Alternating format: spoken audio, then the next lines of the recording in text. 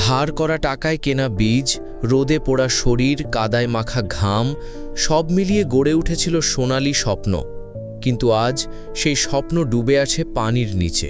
গাইবান্ধার গোবিন্দগঞ্জ উপজেলার পাড়াকুচুয়ার বিলে বোরো ধানের ক্ষেত এখন কৃষকের চোখের জলে ভাসছে। কালবৈশাখীর অকাল বৃষ্টি আর পানি নিষ্কাশনের পথ বন্ধ হয়ে যাওয়ায় হাজার হাজার বিঘা জমির পাকা ধান তলিয়ে গেছে পানির নিচে। যে মাঠে আর কয়েকদিনের মধ্যেই ধান কাটার উৎসব হওয়ার কথা ছিল, সেখানে এখন নেমে এসেছে নীরব হাহাকার।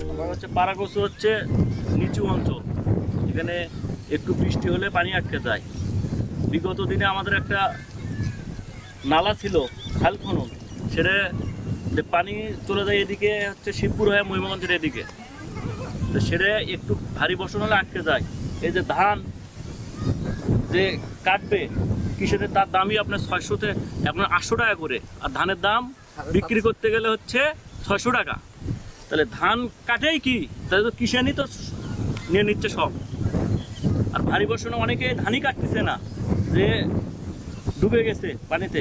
আমরা চাই সরকারের কাছে যাতে আমাদের এই খালটা পুনরায় খনন করে, যে পানিটা পাস হচ্ছে না, এখন পানি আটকে আছে। এই পানি বৃষ্টির পানি এতদিনে চলে যাওয়ার কথা, তো পানিটা থাকার কারণে ধানগুলো আমাদের গেছে ডুবে। ধান অনেকে কাটতেছে, আবার কাটে ভেলাই করে নেসিচ্ছে, অনেকে নৌকা করে নেসিচ্ছে, আবার পানির মধ্যে টেনে টেনে নিয়ে আসতেছে, অনেক কষ্ট। তো অনেক এখানে যেটা করে পানি কামড়া জোক আছে, মানে লোক ধানই কাটতে চাচ্ছে না অনেকেই। আর ধানের হচ্ছে ন্যায্য মূল্য সেটাও নাই। এক মন ধানের দাম 800 টাকা, কামলার দাম 800 টাকা। আচ্ছা, বেড়ে দেয় তাহলে আমাকে কিছু পাতা হয়। এই খুব কষ্ট হচ্ছে, দাম নাই, কিছু নাই, অনেক পরিশ্রম সবাই, গরিব মানুষ। আমরা সরকারের কাছে আবেদন করতেছি, সরকারের কাছে দাবি আমাদের কামলার দামও যা, ধানের দামও তাই, এই দামটা ধান বাইরে দেয়, এই আমাদের দাবি। খুব কষ্ট করে ধান কাটতেছি এক কোমর পানির ভেতর, ধানের দাম নাই, বাজার কম, দামই করে না, বৃষ্টির জ্বালায় ধানই লাইট নিচ্ছে না। সরকারের চাওয়া যে আমার ধানের দামটা দান বেশি করে দেয় আর কি, বাজার মূল্যে। অবশ্য ধান তো আমরা পানিতে তুলতেই পারতেছি না বৃষ্টির কারণে। ধান যে তুলতেছি তো আবার ফির বৃষ্টিতে ধান তো ভেজে যাইতেছে, দামও করতেছে না। ধান খুবই কি করবি, দাম খুবই কম।